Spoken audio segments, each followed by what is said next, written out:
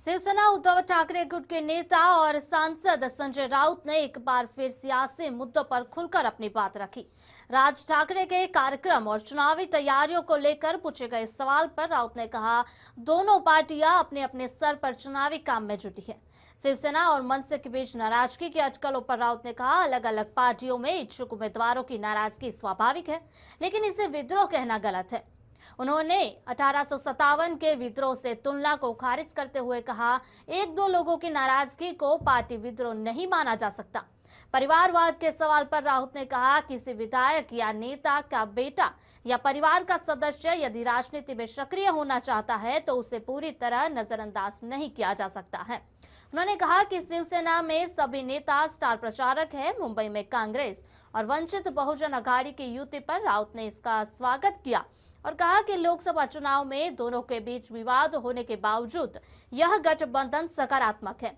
NCP के संबंधों में राउत ने कहा, शिवसेना ने आवश्यक सीटें एनसीपी को दे दी हैं और अगर कुछ सीटें मनसे को गई है तो इसका निर्णय एनसीपी प्रदेश अध्यक्ष और राज ठाकरे के बीच होगा। चिंचवड़ का तक सीमित मुद्दा है। पुणे में उनका अलायंस नहीं हो रहा है मेरे हिसाब से, पिंपरी चिंचवड़ में हो रहा है। अब जवाब उनको देना है ना, आप बीजेपी के साथ जा रहे हो, जवाब अजित पवार को देना है, बीजेपी को, उनके बॉस अमित शाह को। जिस शरद पवार जी के साथ बीजेपी लड़ रही है उनके साथ आप अलायंस कर रहे हो तो उनको जवाब देना पड़ेगा अमित शाह को।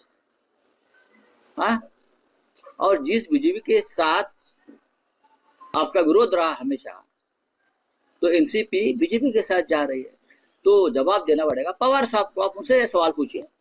शिवसेना भवन में लोगों से बातचीत करते हुए कहा कि दो जो गुजराती मानुस हैं वो गुजराती हैं, वो मुंबई को निकल जाएंगे, इस तरह से बयान दिए। उसमें नई बात क्या है?